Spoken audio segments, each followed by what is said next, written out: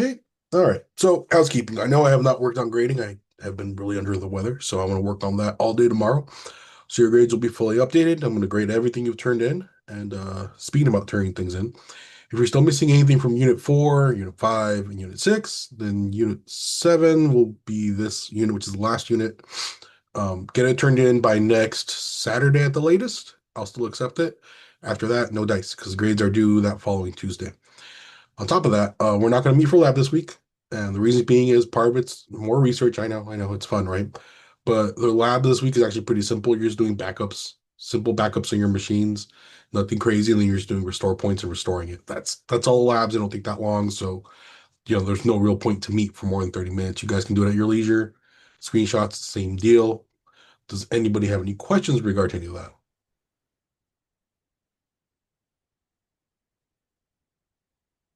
Clear as mud? All right, let's get this show on the road. Let me see. Yeah. So this stuff can be a little dry, and I do apologize. So let me go to share screen here. But we get to talk about some nuts and bolts that are pretty important. Screen dose, and it's backup, server security, and disaster recovery, which can be pretty interesting. Like I said, it can be dry at times, but if you kind of get into the mindset of it, you can kind of look at it from different angles. So I know some of you haven't done the assignment yet, and that's okay. For doing the research and see how it can apply, you guys can kind of see what I'm talking about, right? I mean, you kind of think a little bit more abstract, kind of made you turn those wheels a little bit and go like, huh, okay.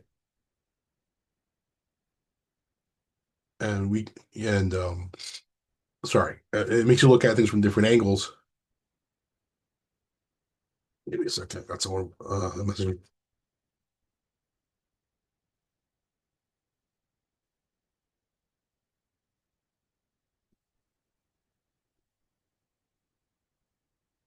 Okay, so let's dive in here. So that's the three things we're going to cover is backing up. It sounds pretty simple, right? Security, it's physical and configurations, like that kind of stuff. Disaster recovery. So, for example, let's say you work in a server data center, right? And it gets flooded. Water's everywhere. Do water and electricity mix? No, right?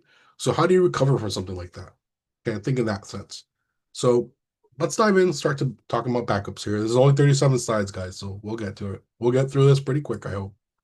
So why do we back up data? In reality, it's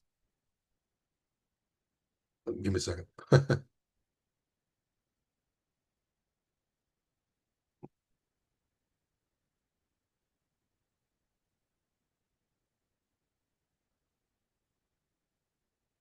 Anyways, talking about data. So I know I've been unavailable in some instances. Anyways, so if you want to back up data because data is important, right? It can be files, it can be pictures, it can be anything important that's relative to you. Correct or not correct, right? Data is kind of subjective. Data, whatever you want to call it. So the purpose of that backing up is to create a copy of the data that can be recovered in an event of a primary data failure. Have you guys ever had a hard drive crash that had something saved that was really important and you needed it the next day? Oh, Chase, I can feel that in my soul. All right, story time, okay? I had written a 20-page paper for a networking class that was part of my final. I had it saved on a flash drive. Saved it, cool. Went to plug it back in. This is my it saved it. Oh, sorry, no, it wasn't a flash drive. Saved it on my laptop. This is SSDs that just come out. Okay, so SSDs are the rage. They're awesome. My laptop falls. It lands on said SSD that it's installed. It broke the SATA connectors on the SSD. So there goes the 20-page paper I spent a week writing, and it was due the next day. Even if I emailed my professor at the time, it wouldn't have mattered. So I had to stay up all night rewriting 20 pages from memory as much as I could. So back up your stuff, guys. It's pretty important. So, anyways, primary data failures can be a result of hardware or user incompetence like me, or software failure or data corruption. Data corruption's pretty kind of common sometimes, especially if hardware's old and faulty. Human caused events, that's our specialty, right? Because we're human. You bump into things, you fall, you trip, things happen. Hard drives still are. Let me pick up what I have next to me here. It is an old, of course, it can't be shown that well. It's an old 20 gig hard drive I've had for years. It's an IDE interface. Not the best way to see it. It's not SATA, okay? So It's got the big ribbon connector that go here. It still works. That's why I have it. It's just some old files from back in the days of Windows 98 I might need. But if I were to drop it, there's platters inside with a needle that reads all of it on the head, different sections. When platter skips, it's dead. But again, there's stories, if you look up on network forums and stuff of how many of you have heard of Kingston, the company? Make RAM, bits and bobs, things here and there. So Kingston's actually located about 3 miles from my house here. They're pretty close by. One of my coworkers actually used to work for them many moons ago, and they were moving server racks. So remember what the servers look like, right? They're racked in. Well, they had them on rolling dollies. They had to move them across the parking lot from one building to another because they were moving buildings to a bigger building for their department. And as they were wheeling them across the parking lots aren't smooth. Remember, they're all bumpy and jagged. Well, there was no shock absorption at the time on these racks. And literally all the hard drives got destroyed on these servers because the caster wheels are like this big, just kept vibrating and shaking everything as they were just moving along the concrete or the pavement. So yeah, um, that's a human caused event, and they didn't realize it until after they plugged everything back in. So and thankfully they had a backup so they could redo everything, but that's why it's important. But back into this, such as malicious attacks, viruses or malware, ransomware, right? It was a big deal, still is a big deal technically. Like you probably read the hospitals got hit in Texas. Was it somewhere in Indiana? A city got hit or Montana? I forget where. Um, they usually held up school districts that have been affected by it. I know Merced was affected by it once. I won't get into the details. I don't know much about it, but they got hit by ransomware. A college by me here called Rio Hondo was hit by ransomware last year, and they had to scramble. It took them like 4 months to recover. So, that happens. Accidental deletion of data. Do you guys know the story of Toy Story 2 and how it was saved or no? Yeah, anybody? You guys want to hear the story of Toy Story 2 and how it got saved? Wasn't it on somebody's laptop? Yes, that's correct. So essentially, they were doing maintenance on Apple servers because they used Apple machines at Pixar, right, to make these movies. And they were making Toy Story 2 at the time. And someone entered the wrong command and scrubbed the server. Well, thankfully, an employee who was working from home at the time because she was on maternity leave had a full copy of it backed up and saved because she was working on, I forget what part of the movie. I think it had to do with animation itself. And she had it all saved. So that's the only reason Toy Story 2 was able to exist because she had a copy brought in the next day when they requested it because they were scrambling like chickens with their head cut off. So back up your stuff. So yeah, it's true. You can look it up. It's a pretty interesting story. That's just a small blurb about it. So backup copies allow data to be restored from an earlier point in time to help that business recover from an unplanned event. So yeah, backups are pretty important. The cloud now takes precedence for backups, in my opinion. You can back everything up, but again, when we had the AWS issue, God knows how many weeks ago, everything was locked out. So, tomato, tomato. But I'll go over the different types of backups and where you can do it, save them, and all that kind of stuff. So, here's a couple differences. Backup versus archive. Backup is copying your data, whereas an archive is a historical copy that you can keep for retention purposes, often for long periods. Archives are typically used to save old, inactive data for compliance reasons. So this kind of applies more to healthcare records. You guys have heard of HERPA, right? And FERPA and all these other acronyms, or HIPAA. Sorry, HIPAA is what I was thinking about. So they're meant to. They're laws that right, they guide healthcare how to protect data, how to keep data safe, and how long you have to keep it. After like I think 5 years, you can dispose of it. They have to be disposed securely. So HIPAA is a really big thing. That's kind of where archiving comes into place, and the government will archive things as well. Library of Congress, right? They archive movies. I'm a big movie buff. I think Star Wars Episode 4, New Hope, was added like a couple years ago, so they can permanent an archival copy of it saved forever for anyone to enjoy it because it's considered a piece of cinema. Yes, I'm a Star Wars nerd, but I won't get into it. Other movies, Saving Private Ryan was saved. There's a list if you ever want to go through. It's pretty interesting. So that's archiving. Keep it forever, practically, as long as you want to versus backup versus syncing. Sometimes you get confused the word backup with sync. Hmm? They're not the same thing. As a backup is a copy of your data you can use to restore lost files. Syncing is the automatic updating and merging of two file sources. The best way I can describe syncing. Have any of you ever used OneDrive before? Yes or no?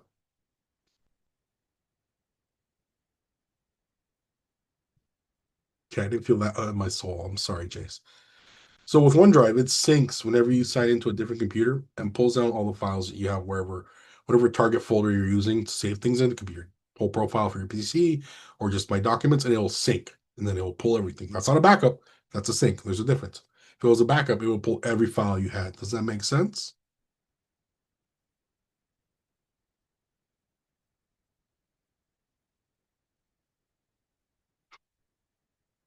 I'm sorry, OneDrive is annoying. I do it manually personally with Google Drive because I have a bunch of STL files for printing, so I just have a huge like rolling inventory of like terabytes of files. But it's organized my way. I don't do syncing. I do it manually. I don't trust a program to do it for me. I'm weird. So you might want to move away from it eventually, Chase. Having a cloud isn't too bad. Unless it's on AWS, and that's a whole different story. But how often should you back up your data? Should you run full backups regularly or rely on incremental backups? The answer is both have their place. To fully protect yourself, perform regular full backups and keep them safe is essential. Full backups can be scheduled backups. I'm talking with the Russian accent because I'm getting sick. Sorry, can be scheduled for slow times or performed overnight when no one is using the data. Remember that full backups take the longest to complete and are the costliest, but the easiest to restore. Well, yeah, it's like having a whole notebook with all your notes, right? Would you try to save the whole notebook and keep a copy somewhere, or would you just take pages out of it you need randomly and save those? Again, a full copy is easier to obviously restore because it's all there. A full backup backs up the entire server. So an incremental backup only backs up files that have changed or been added since the last backup, saving storage space. The cadence of full versus incremental backups might look different for each organization. So for where I work, we do full backups once a month. It's at the end of every month, but we do incrementals every 3 weeks. So what winds up happening is they overwrite each other. So if you do a full backup, then you do incrementals after that, you just add to it, right? Then you do another full backup at the end of the month, which has everything captured again, regardless. So it's pretty safe. It works. I don't think we've had a failure. Um, I've told you all the story when I worked for West Coast University, haven't I? About FERPA laws and not having data backed up on a server? Or no? I'm sorry, HIPAA laws. No? Oh, okay. So buckle up and hold on to your pantaloons for this one. So I worked at West Coast University as a sysadmin, and we had a server in the back that handled all of the dental. It's a dental school. So I'm been saying dental a couple of times. A dental training school for students and all this. And it would just store customer data, their address, name, information is all in a SQL database. And we were supposed to back it up. They wanted us to back it up externally to a 2 terabyte hard drive. This is before SSDs. Okay, it was like a year before SSDs were being used for backing up in that sense. They were commercially available, but they were too expensive. And leave Friday, come back on Monday. I remember, and we hear beeping in the back. I'm like, oh, what's beeping? That's not good. So I look in the back, and we have one rack-mounted Dell server on one of the model, and the hard drive light's just blinking at me orange. I'm like, oh, orange no bueno. It blinks orange 3 times, and it goes to red. I'm like, oh no, the hard drive died. It's like, okay, well, I'm not in charge of that system, so that's nice. So I have to inform my boss. I call my boss, like, hey, we got a problem. The server died. Da da da da da da. Okay, so he ropes in the networking person at the time, and the networking person is the first person to just point fingers, like, well, you guys were supposed to back it up. We sent you the hard drive. Blah blah blah blah blah. And me and my coworker looked at each other and we're like, we weren't doing that. We're like, why not? Blah blah blah. And we just point HERPA law. We point the section where it says backup should be done in the cloud securely. And we just looked at us. He's like, we're like, what? It's your job to maintain the server, man. It's not my job to stare at it. So yeah, that's my grandiose story. What wound up happening is they wound up rebuilding the server, and then they were forced to follow HERPA law or FERPA. Sorry, no, it's federal, which is the HERPA. It's the healthcare one. Sorry. So because it's healthcare technically, it was a healthcare school because it was a for-profit school. So yeah, that's my amazing story of me not backing up a or a server that I didn't know I was in charge of. So what did I learn? Don't take the blame for other people. So anywho, moving on here. Let's go on. So how do you monitor your backup? It's not enough to just schedule your backups and walk away and kind of do on the weekends, right? You need to monitor them to ensure they are occurring on schedule. You should also test your ability to restore and fully understand the options you have for restoring your data. A backup is only as good as its ability to restore. You must test this out periodically to ensure you have a solid disaster recovery plan in place. So, in order to test out, a backup, you could literally spin up a virtual machine that you guys have been doing and just deploy the backup onto that and see if it worked. And that's essentially it. You don't have to go through getting a physical machine ready or anything else, or just bring a network down. You just test it in a virtual environment. That's how you usually test them to save time. So and it usually works 9 times out of 10. Then you can see, oh, do we capture everything? Do we not capture everything? Things like that. So it's pretty straightforward and self-explanatory. But how long do you need to keep backups? That's kind of a big question. You can also consider how long you want to keep your previous backups. Will you keep them for a specific amount of time and overwrite older backups? By overwriting the files, you can save space, but you may not have an old enough backup when you need it. Also, keep in mind that many cloud storage vendors have minimum retention policies for deleted files. While retention sounds like a good thing, in this case, it's not. They might be charging you for data storage for 30, 60, or even 90 days. If you delete it after storing it for just one day, they may also factor into your decision about how long you should keep your previous backup files. Some experts recommend 3 months, but they may not be enough in situations. So, I'm trying to think of some companies. Is it Blackstone? There used to be a real popular one. They had commercials. I don't remember the name. It was Black Shield or something Shield. And they had different plans. I don't even think they exist anymore, to be frank. They got swallowed up by somebody. And they would have in their fine print, after 90 days, we delete your oldest backup. So it's kind of like I'm paying you for a service, but you can't guarantee it for X amount of time. So it's a balancing act, guys. That's why normally these are done. Most corporations don't like to handle this by third party. Some do. It depends on the budget too. It's all about money. So you need to keep a full backup for as long as you might need to recover from various issues. If, for example, you are infiltrated by a cyber criminal and don't discover for 2 months, your oldest backup be enough to restore your systems back to a clean slate. That's why monthly incrementals are important. The other question to think about is if you keep an archive. As a refresher, an archive is a backup of historical data that you keep long term, even if the files have already been deleted from the server. Most sources say you should plan to archive forever unless you have no use for the data in the future. But your company might have a different appetite for retention timeframes. Forever probably seems like, well, a long time, but keep in mind that the security of having those files available may be worth it. Yeah, I mean, what if you need like files from 15 years ago and you have them in an archive? That'll save your butt versus having to recreate them, right? So that's kind of how I wait things out. But who knows where you'll be in 15 years? Heck, who knows where I'll be in 15 years? It's all relevant, I suppose. So, special considerations for backups. When backing up servers with different operating systems, you need to consider the constraints of that system. For example, SQL servers can handle different differential backups, whereas other servers cannot. Some backup software, like Veeam, cloud-based backup, integrates easily with all the major operating systems and therefore supports backups on multiple servers using different platforms. If you're backing up a single server, things are easy. You have only one OS to worry about. However, if you're backing up multiple servers with different platforms and applications running on them, things will get more complex. That's very true. Be sure to research all your options and use a vendor that can easily handle small management, handle group management, sorry, and software as a service managed backup services so that you can view all your data through a single pane of glass. You want consolidation and easy delineation.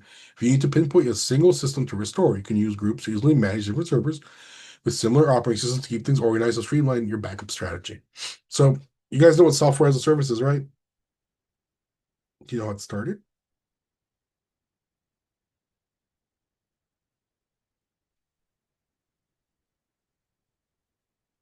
Yes, no, maybe so. So the idea went software companies kind of got greedy, to be honest. It went from you pay for the license once, so you pay me every month. That's what kind of gave the birth of Xbox Live, actually, games as a service.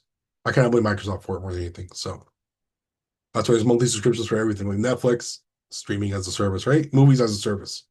That's a very good example of it because they everything. Yeah, I know. I prefer all my media to be physical, hence why I still buy Blu-rays, and no one's gonna talk me out of it. Because if I want to watch a movie and I have to pay $10 to rent it, I might as well pay $10 to own it forever and never worry about it. So let's move on to backup destinations. Oh, what do you mean? Look at all the kinds of backup destinations, and yes, this will be on the final hint, hint, nudge, nudge, wink, wink, hubba, hubba. Might want to consider this.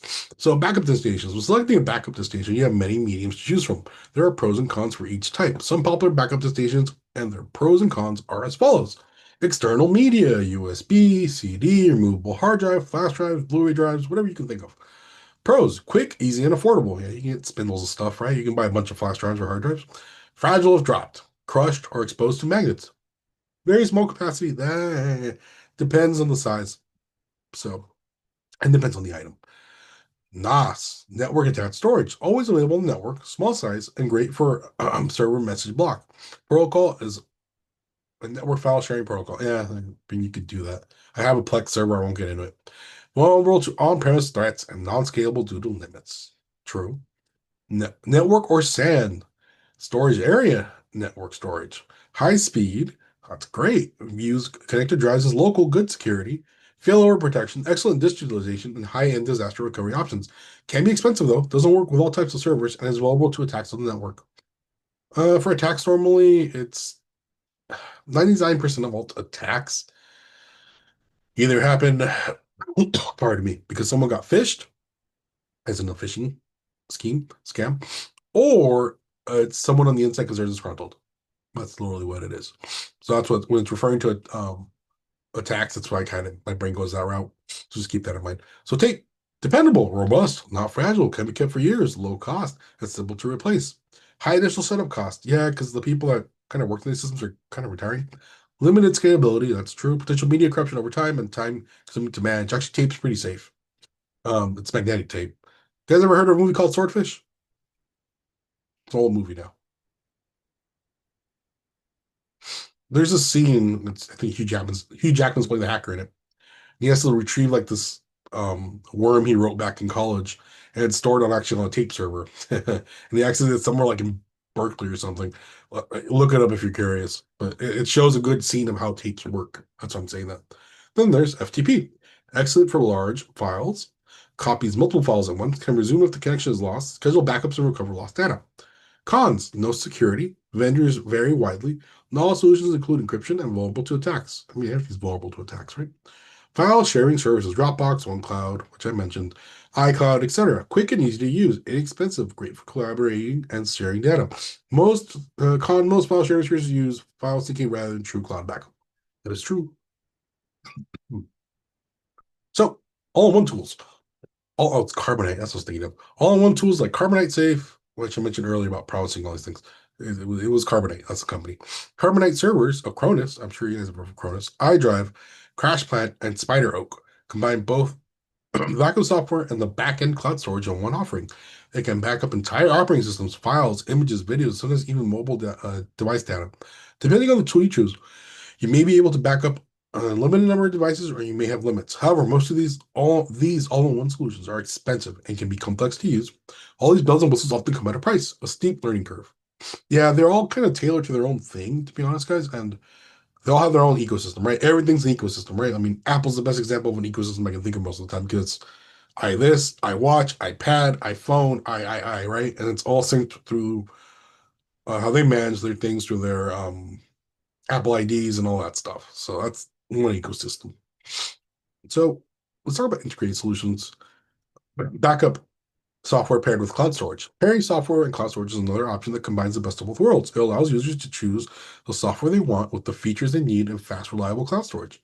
Cloud storage is scalable, so you will never run out of space. Using your chosen software, it's fast and easy to restore your files. Although it may seem counterintuitive, it's often more affordable to use two integrated solutions versus an all-in-one tool. Another big bonus of using cloud storage is that it integrates with many popular software options: MSP 360, Veeam, Catalog, and ArcLoan. I don't know if Arkland's still around, to be honest, guys. I made these slides a couple years ago, but I know some of the vendors have kind of been eaten up by everybody else. It kind of happens. So, creating a solid backup strategy, hint, hint, nudge, nudge, this will probably be on the final. A solid backup strategy is the best way to protect your company against data loss. Again, you have options. The 3-2-1 strategy is the gold standard. Some companies are choosing options like 3-2-1-1-0 option or even the 4-3-2 scheme. I'll explain that in a minute. Before determining your strategy, you must consider what data you need to back up. For example, will you be backing up just servers? Apologies if you hear my dog barking. Or also workstations and dedicated servers, such as email servers or software as a service data devices. Another concern is how will you get your data into the cloud? You need to figure out which method will work best for you. And when I was referring to what will be on the server, it'll be this. So what's the 3-2-1 strategy? The 3-2-1 backup strategy simply states that you should have 3 copies of your data, your production data, and 2 backup copies on 2 different media. Disk, tape with 1 copy offsite for disaster recovery. So essentially, you have 3 copies, right? 2 on storage media, which can be have on the server somewhere, 1 in the cloud somewhere, 1 off-site that's also on the cloud, and then 1 offline air gap. You guys know what air gap means?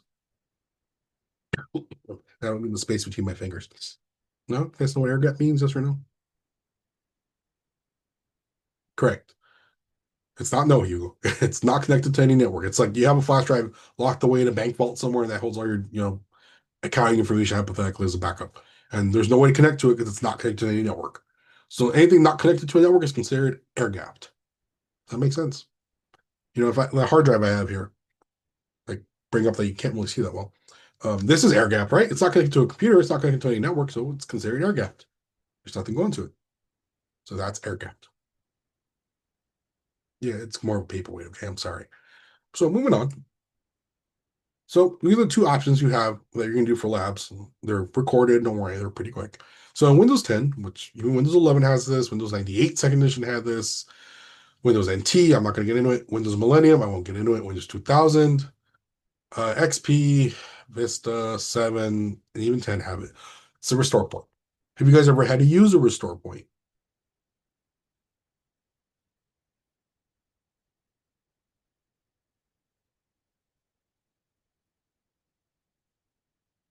Got one, yes, so that's a start. So a system restore point is a backup copy of important Windows operating system files and settings that can be used to recover the system to an earlier point in time in an event of system failure or instability. It's a part of Windows XP, which is now retired, Vista, 7, 8, and 10, all retired, 11, and Windows Server. They are created automatically or manually. System restore points only affect OS and application files, but not user data. So for me, in my environment at work, we sometimes have to use restore points when Microsoft rolls out these big packages, H22, H21, you've heard them all named like that. And if they were sometimes roll something out and it just doesn't mesh well, it'll make the system just go into a loop where it can't boot or just acts really weird or really slow. We have to uninstall the quarterly update or whatever they call it, feature update. Use a restore point to restore it back to prior, then pull it again manually, and then that usually fixes it. So that's how we use it normally. I've had to use it personally probably once at home, and that's about it. Outside of that, it's rare. Windows Server 2016 Backup Utility is a feature available in Windows Server 2016 that allows administrators to back up and restore important data, such as files, folders, volumes, virtual machines, and system states. So that's something you guys will be using as well. So let's talk about security. We all know what security is, right? And I don't mean the guard at the mall pretending they're looking at you funny when you're trying to order something from a hot dog on a stick. So, server security focuses on the protection of data and resources held on the server. It compromises of tools, techniques to help prevent intrusions, hacking, and other malicious actions. Server security measures vary and are typically implemented in layers. They cover the base operating system, focusing on security of critical components and services, hosted applications, controlling the content and services hosted on the server, network security, layered approach, right? Protecting against online exploits, viruses, and attacks. Insecure servers are significant business risks and can cause many network security issues. Pardon me. So, how do you secure a server, though? Securing a large, complex servers can require specialist skills. However, any business using a server should be aware of the risks and, at the very least, use basic cybersecurity measures. Good management practices can help you improve your business servers and network security. If you're not using a secure data center to host your servers, you should keep them locked because right now everyone should have access to them. Monitor and restrict access to them. Monitor server reports such as security logs. Assess their environment for other risks, temperature, fire bad. Sorry, it's from Hotel Transylvania. I quote that every time I see the word fire. It's like ingrained in me. Maintain stable power supplies. Blackouts are not good either, right? You should have uninterrupted power supplies. You should have learned about that from last week in your research. As with regular desktops, PCs, servers will need a firewall, regular backups and updates, reliable security software, reliable maintenance and support services. So, what's firewall work? Network firewall security. A firewall is a piece of software or hardware, sometimes it's actually both, that filters all incoming and outgoing traffic to your business. Firewall devices can block malicious email relaying, prevent malware from being downloaded for unrestricted websites, permit access to blacklisted websites or unsecure services. Firewalls are pretty common in the networking world. They're usually a physical device and a software device combined into one. That's why I've said that. And you configure it through the software, I know. Or you can configure it manually through a portal. Which have you guys ever seen like a printer portal when you have a printer at home or at work? So you go to the IP and it takes you to the all the bells and whistles of it, and then you can configure it that way as well. But sometimes you got to get deeper into it, and you have to telnet into it, which is an older way of doing it with SSL, and you putty. And you guys ever heard about putty? Yeah, we putty at work a lot into routers and switches, and sometimes the firewall. It's just an old school way of doing it, but it's pretty solid. That's why it hasn't changed. So yeah, those are firewalls. I'm just touching on it. So, server hardening. Regardless of what server software and operating system you run, their default configuration may not be fully secure. You should take steps to increase server security. This process is known as server hardening. Some common server hardening methods include using data encryption for communications, removing unnecessary software from servers, regularly updating operating systems, and applying security patches, using security extensions, enforcing strong password complexity to protect all user accounts. For that one, normally it's replace your password every 30, 60, or 90 days, depending on the place, or 72 days. Ours is every 30. It's just, passwords have to be complex now, right? Segueing out of this for a second. Do you guys know what's one of the most common passwords? It's not just password 1, 2, 3, 4. I'm sorry. Anybody?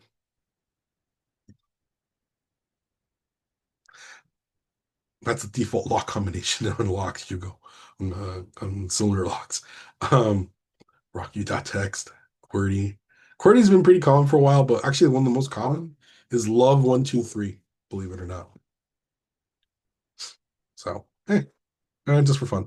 That's the only reason I mentioned it. So, enforcing strong password complexity to protect all your user accounts, account locking after repeated login failures. You guys, I don't know if we enabled that on the user accounts. I forgot. Using brute force and intrusion detection systems. You guys know what a brute force attack is or no?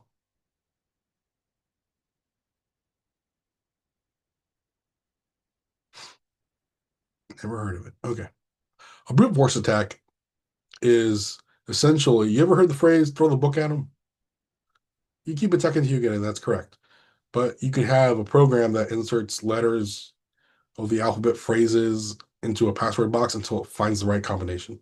It just runs and runs and runs and runs until you get in. That's brute forcing.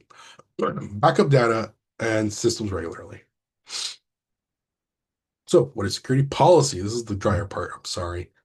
The security policy, also called an information security policy or IT security policy, is a document that spells out the rules, expectations, overall approach that an organization uses to maintain the confidentiality, integrity, and availability of all its data. Security policy is frequently used in conjunction with other types of documentation, such as standard operating procedures, SOPs, which I don't cover, I think. These documents work together to help the company achieve its security goals. So SOPs are just, this is how we do things, this is how we document things. It's just standard operating procedures. It's as dry and boring as it sounds. And I'm sorry if you hear my golden. He's barking up a storm. So you will run into these in different companies. Everyone has a different way of doing things. Right here. It's like, one. Oh, pardon me. 4 reasons to create policy is important. Guides the implementation of technical controls, sets clear expectations, helps meet regulatory and compliance requirements. So yeah, there's a governing body for all this. See if I can find them. Industry. I've got the name of the industry. It's ICCA. Is them?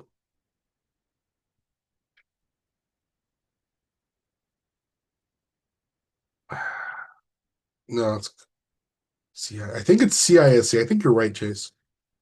Yeah, thank you. That's the government one. Here, I'll show you. So they offer frameworks. So let's see here. This stuff gets dry, okay? I'm just trying to show you it's out there. Yeah. So here's everything. Look at this. Healthcare, public health and cybersecurity, water and wastewater cybersecurity, critical infrastructure sectors, chemical resilience, all that kind of stuff. If you're curious, dig through it. Um, oh, there's another one. It's an industry one. Pardon me. You know what? It's ISO. That's what I was thinking of. Hold on. Was it NIST? No, NIST is a different one. Give me a single no. Oh, it's from ISO. Duh. Here it is. It's pretty long. I'm not going to read the sample. See? It's the world's best known standard for information security management systems. It defines the requirements of an ISMS must meet. So this is essentially what's governed by through audits. I'll talk about audits a little bit. It's just they come and check your stuff. That's essentially what audits are. You pay for that kind of thing. Anywho, so set clear expectations, helps with regulatory and compliance requirements, which is just kind of pointing out with those big, big fancy stuff. Improves organization. Oops. efficiency, which that was rude of me going forward. Finger slipped.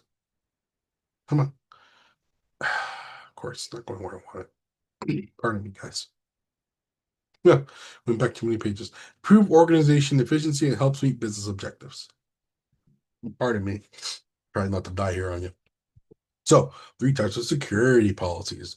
Program policy. Program policy is strategic, high-level blueprints that guide an organization's information security program. They spell out the purpose and scope of the program. So, why would you have like an anti, or why would you have like a phishing awareness campaign, guys? Why would you want to warn any user in an organization, let's say you work at hypothetically? Why would you want to start a campaign saying, hey, be on the lookout for emails that look fake? Why? Because the human error is like the biggest security threat you could ever have. You could implement all this other stuff, but if you get someone on the inside to make a mistake and create a tunnel, you're done. Yeah, if Marge isn't paying attention and sees, oh, this email's from the boss and something's due today, I better click it. You click it, or Marge clicks it, and then she enters her password not knowing what it's for. She's fried. Have you guys ever seen any of the spam emails that you get ever sent?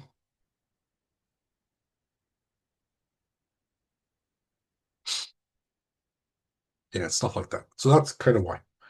Also known as master organizational policies, these documents are crafted with high levels of input from senior management and are typically technology agnostic. They are the least frequent updated type of policy as they should be written at the high enough level to remain relevant, even though technical or organizational through technical and organizational changes, I probably need water. But we're almost done. So issue specific policies. Issue specific policies build upon the generic security policy and provide more concrete guidance on certain issues relevant to organization's workforce. Workforce. God, I can't roll my R's. Common examples could include a network security policy, bring your own device policy, bring your own device, a social media policy. Please don't allow you to be on Facebook, Instagram, TikTok, or whatever. A remote work policy, that's been a hotly debated one everywhere. These may address specific technology areas, but are usually more generic. A remote access policy might state that offsite access is only possible through a company approved and supported VPN, but that policy probably won't name a specific VPN client. This way, the company can change vendors without major updates. And the last one is system specific. System-specific policy is the most granular type of IT security policy focusing on particular types of systems, such as firewalls, web servers, or even individual computers. In contrast to the issue-specific policies, system-specific policies may be the most relevant to the technical person that maintains them. NIST states that specific system policies should consist of both a security objective and operational rules. IT and security teams are heavily involved in the creation, implementation, and enforcement of system-specific policies, but the key decision and rules are still made by senior management. All right, guys, let's take a quick break. Take a good 5 minute break, and we will come back. Sound good? 'Cause I need water. I'm not gonna lie. Pause the recording. We'll come back at what time is it? Come back like at 6:44. All right. So, several elements of an effective security policy. Clear purpose and objectives. This is especially important for program policies. Remember that many employees have little knowledge of security threats and may view any type of security control as a burden. A clear mission statement or purpose spelled out at the top level of a security policy should help the entire organization understand the importance of information security. Scope and applicability. Every security policy, regardless of type, should include a scope or statement of applicability that clearly states to who the policy applies. This can be based around the geographic region, business unit, job role, or any other organizational concept, so long as it's properly defined. Get my controls back here. Commitment from senior management. Security policies are meant to communicate intent from senior management, ideally at the C-suite or board level. Suite, sorry. Without buy-in from this level or of leadership, any security program is likely to fail. To succeed, your policies need to be communicated to employees, updated regularly, and enforced consistently. A lack of management support makes all of this difficult, if not impossible. Realistic and enforceable policies. Give me a second, guys. Very important text.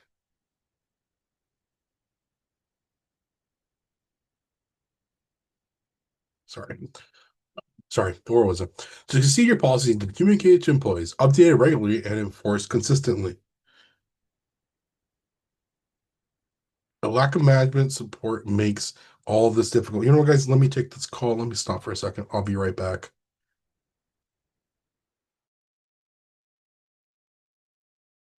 Thank you for the heads up. Appreciate that. So, realistic and enforceable policies. While it might be tempting to base your security policy on a model of perfection, you must remember that your employees live in the real world, don't we all? And an overly burdensome policy isn't likely to be widely adopted. Likewise, a policy with no mechanism for enforcement could easily be ignored by a significant number of employees. You guys ever heard of the rule of KISS?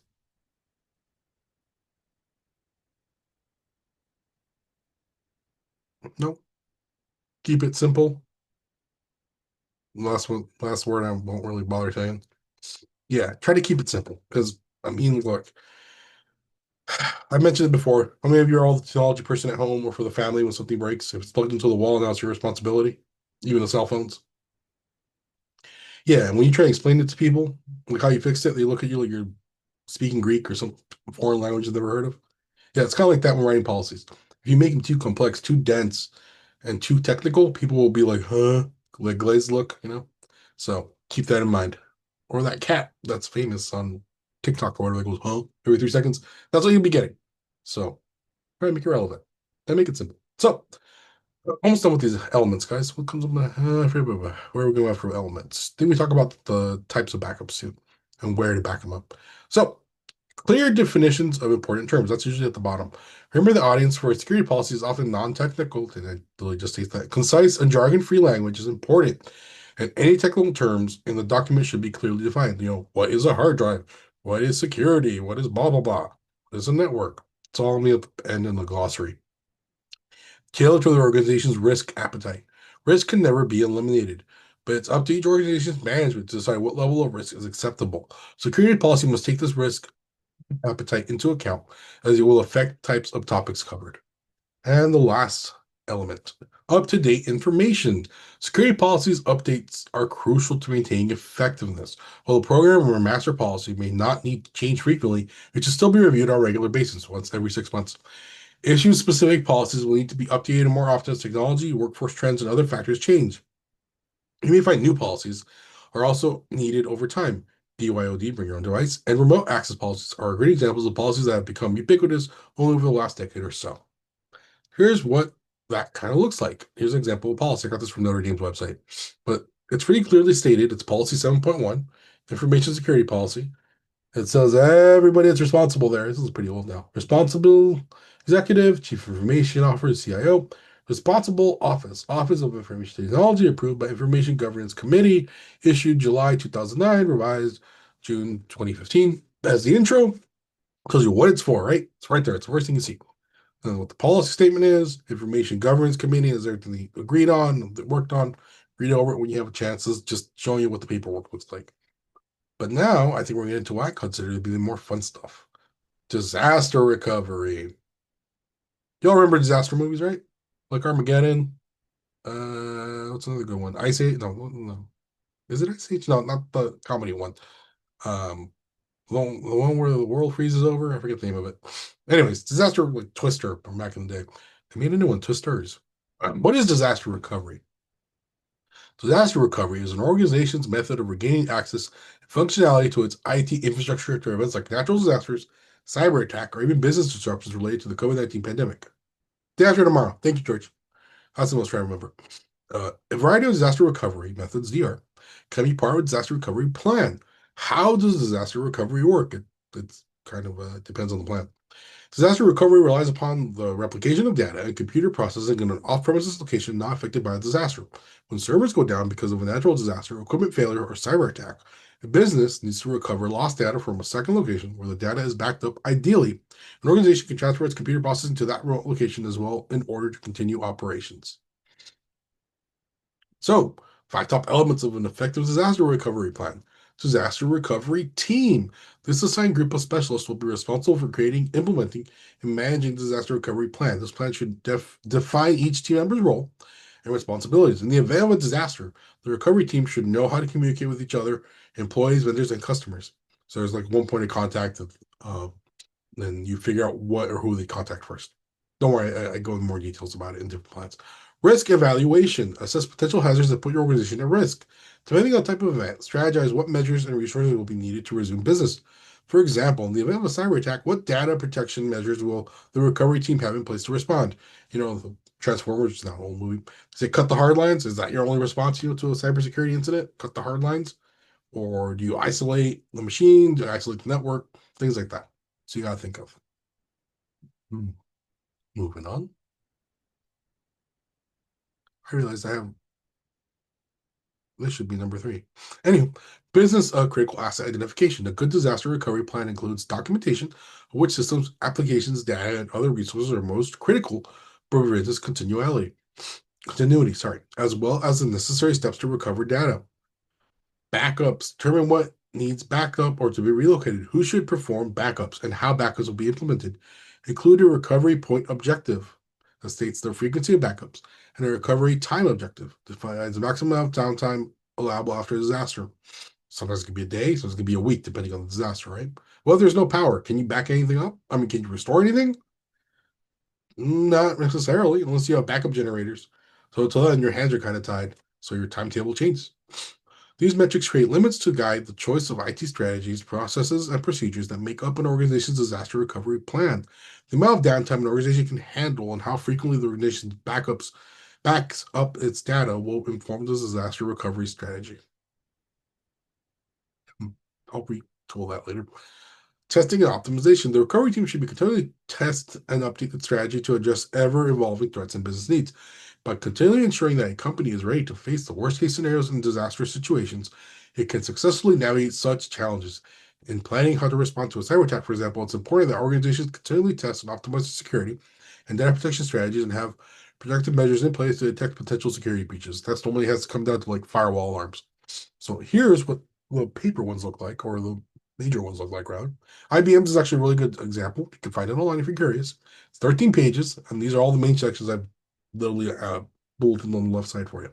So major goals of the disaster recovery plan for IBM is personnel is first, application profile, inventory profile, information service backup procedures, disaster recovery procedures that goes into more detail, recovery plan for a mobile site. So they have a mobile site that they're thinking about.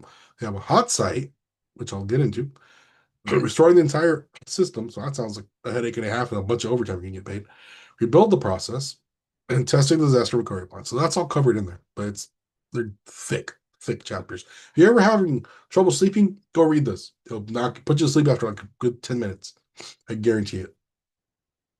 Almost done, guys. So, how to build a disaster recovery team. When creating a disaster recovery strategy from scratch or improving an existing plan, assembling the right collaborative team of experts is a critical first step. It starts with tapping IT specialists and other key individuals to provide leadership over the following key areas in the event of a disaster. Crisis management. This leadership role commences recovery plans, coordinates efforts throughout the recovery process, and resolves problems or delays that emerge. Got to keep people informed. Business continuity. The expert overseeing this ensures that the recovery plan aligns with the company's business needs based on business impact analysis. Impact assessment and recovery. The team responsible for this area of recovery has technical expertise in IT infrastructure, including servers, storage, databases, and networks, IT applications. The role monitors which applications and activities should be implemented based on the restorative plan. Tasks include application integration, application settings, and configuration and data consistency. While not necessarily part of the IT department, the following roles should also be assigned to any disaster recovery plan. Executive management. The executive team will need to approve the strategy, policies, and budgets related to the disaster recovery plan, plus provide input if obstacles arise. Critical business unit. A representative from each business unit will ideally provide feedback on disaster recovery planning. Other specific concerns are addressed. There's a question about that actually in the midterm, asking you, or in the final, asking you why you should have those two concluded in the plan. I'm just letting you know, okay? So don't say I didn't warn you. So let's move on here. 3 more slides. So let's talk about disaster recovery methods. We talked about backups, right? You know what backups are. It's the simplest type of disaster recovery that entails strong data offsite or on a removable drive. However, just backing up data provides only minimal business continuity help as the IT infrastructure itself is not backed up. So your servers are gone, everything's gone, but you have a hard drive with everything on it. Wonderful. Where the hell are you going to find a machine that still works if everything's flooded or melted or whatnot or frozen? I don't know. Cold site. In this type of disaster recovery, an organization sets up basic infrastructure in a second, rarely used facility that provides a place for employees to work after a natural disaster or fire. It can help with business continuity because business operations can continue, but it does not provide a way to protect or recover important data. So a cold site must be combined with other methods or disaster recovery. Cold sites are normally combined with cloud. So that's kind of how that goes hand in hand with it. But they're cheaper than hot sites. They're expensive. A hot site maintains up-to-date copies of data at all times. Hot sites are time-consuming to set up and more expensive than cold sites, but they dramatically reduce downtime. It's essentially a mirror of what you have in the office, essentially, of all the servers, everything's all copied over one-to-one, practically, and the infrastructure too. So, examples of disaster recovery methods continued. Disaster recovery as a service. Yes, I know this exists as a service. It's freaking weird. Or pardon me. In the event of a disaster or ransomware attack, DRAS services providers moves an organization's computer processing to its own cloud infrastructure. So they provide the backup site essentially, allowing the business to continue operations seamlessly from the vendor's location, even if organization servers are down. DRAS plans are available through either subscription or pay per use model. They are expensive, guys. I'm not joking. There are pros and cons to choosing a local DRAS provider. Latency will be lower after transferring to a DRAS servers than are closer to your organization's location. But in the event of a widespread natural disaster, let's say like all California caught on fire for some weird reason, DRAS that is nearby may be affected by the same disaster. So you have to keep that in mind. Location is important. So remember about real estate, it's location, location, location. Kind of the same thing for disaster recovery as a service. How close do you want them to be or how far do you want them to be? Well, if they get affected by the same thing you're going through. So things like that you gotta keep in mind. Backup as a service. Similar to backing up data at a remote location, with backup as a service, the third-party provider backs up their organization's data, but not its IT infrastructure. That's kind of becoming less common. Then data center disaster recovery. The physical elements of a data center can protect data and contribute to the faster disaster recovery in certain types of disasters. For instance, fire suppression tools will help data and computer equipment survive a fire. A backup power source will help businesses sail through power outages without grinding operations to a halt. Of course, none of these physical disaster recovery tools will help in the event of a cyber attack. Last slide, guys. Then we're done for the day, or done in general.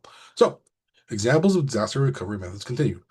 Virtualization. Organizations can back up certain operations and data to even a working replica of an organization's entire computing environment on offsite virtual machines that are unaffected by physical disasters. Using virtualization as part of a disaster recovery plan also allows businesses to automate some disaster recovery processes, bringing everything back online faster. For virtualization to be an effective disaster recovery tool, frequent transfers of data and workload is essential, as it's good communication with the IT team about how many virtual machines are operating within an organization. Point-in-time copies.